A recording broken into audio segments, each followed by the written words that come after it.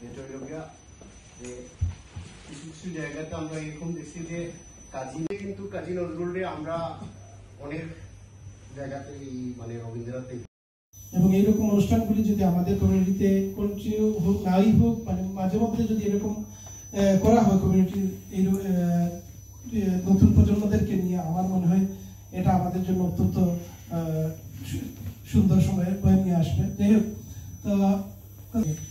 তো আপনাদের কবি আজকে যে নতুন সরকারের পক্ষ থেকে আজকে আমরা ধন্যবাদ জানাই বিপ্লবের ফলশ্রুতিতে যে সরকার এসছে, তারা আমাদের প্রাণের কবি জাতীয় কবিকে কার্যত সরকারিভাবে তাকে জাতীয় কবির মর্যাদা দিয়েছে। এজন্য ডক্টর ইউনূস সরকারকে আমরা ধন্যবাদ জানাই, অভিনন্দন জানাই।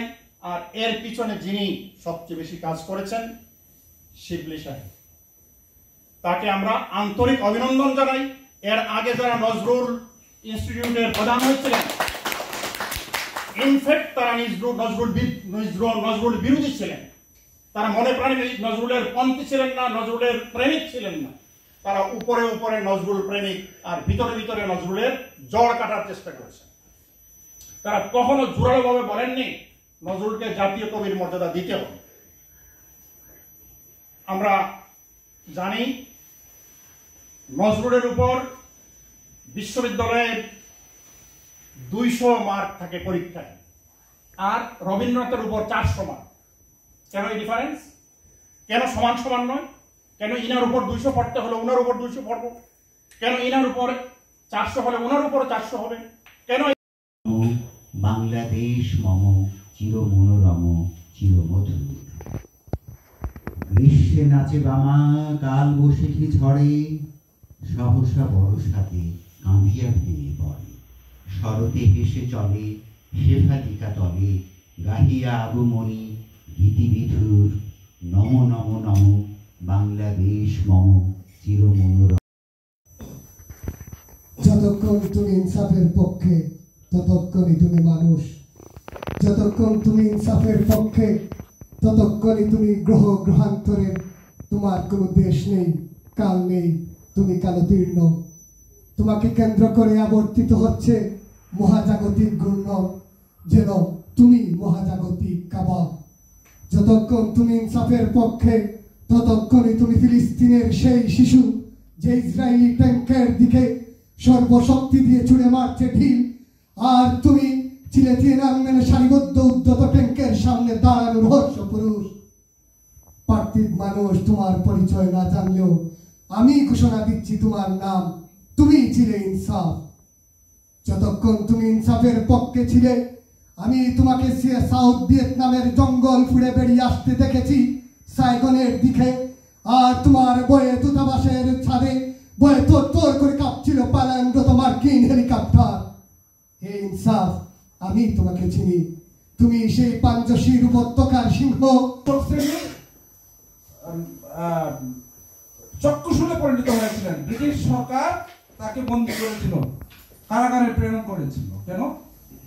বিপ্লবীদেরকে সবাই প্রশংসা করে, যেমন আমাদের যে 24-এর যে বিপ্লবটা হলো, সবাই কিন্তু আমরা দ্বিতীয় স্বাধীনতা অর্জন করেছি, তাদেরকে আমরা কাটিয়ে আমরা সবাই একসাথে চলতে হবে।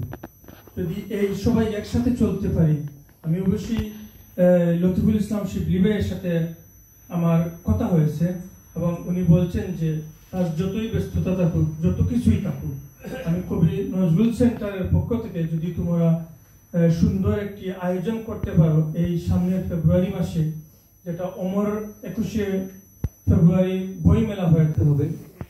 আমরা কিন্তু নজরুল ইসলামকে প্রচুর সম্মান দিয়েছি, রবীন্দ্রনাথকে যেন আমরা খাটো না করি। আমরা আমাদের এই এবারকার এই যে গণ-অভ্যুত্থান ফ্যাসিস্টের বিরুদ্ধে আমাদের তীব্র আন্দোলনকে সম্মান দিতে চাই, আমরা যেন মহান মুক্তিযুদ্ধকে অসম্মানিত না করি, এটাও আমাদের দায়িত্ব। আমাদের যেমন নজরুল কবি অপরিহার্য, তেমনি রবীন্দ্রনাথ ঠাকুরও আমাদের অত্যাবশ্যক। না হলে কিন্তু বাংলা সাহিত্য, বাংলা ভাষা, আমরা বাঙালি এটা পরিচয় দিতে আমাদের লস হবে, আমাদের নিজেদের লস। বিদ্রোহী কবি জাতীয় কবি কাজী নজরুল ইসলাম রচিত জীবন বন্দনা। গাহি তাহাদের গান, ধরনীর হাতে দিল যারা আনি ফসলের ফরমান। শ্রম কিনাঙ্ক কঠিন যাদের নির্দয় মুঠি তলে, ত্রস্তা ধরনী নাজরানা দেয় ডালি ভরে ফুলে ফলে। বন্য সাপদ সংকুল জরা মৃত্যু ভীষণা ধরা, যাদের শাসনে হলো সুন্দর কুসুমিতা মনোহরা। যারা বর্বর হেথা বাঁধে ঘর পরম অকুত ভয়ে, বনের ব্যাঘ্র ময়ূর সিংহ বিবরের ফণি লয়ে। এলো দুর্জয় গতিবেগ সম যারা যাযাবর শিশু, তারাই গাহিল নবপ্রেম গান ধরণী মেরির যিশু। যাহাদের চলা লেগে উল্কার মতো ঘুরেছে ধরণী। নজরুলের একটি কবিতা আবৃত্তি করতে, কিন্তু আমি কবিতা আবৃত্তি করি না। তো আমি ওনাকে বলেছিলাম যে আমি যেটা করতে পারি যে আমি কবিতা অনুবাদ করি ফরাসিতে। তা আমি যেটা অনুবাদ করেছি সেটা আমি পড়ে শোনাবো। আমি আমার ফরাসি অনুবাদের পরে জিয়াউর রহমান ইটালিয়ান ভাষায় অনুবাদ করেছি, সে শোনাবে। এবং সবচেয়ে শেষে আপনারা ইউটিউবে এই গানটি শুনবেন সাইফুল ইসলাম কণ্ঠ মিলাবে তার সাথে। সবাইকে ধন্যবাদ, মানে ধৈর্যের সহিত আমার কবিতা শোনার জন্য। Ces portes de fer de prison,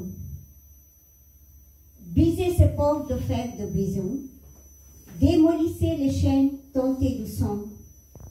Ô toi, le jeune Shiva, jure de ton tambour, laisse le drapeau de la désertion flotter au-dessus des portes de prison. Jouez la musique du festival de Shiva, qui est la maître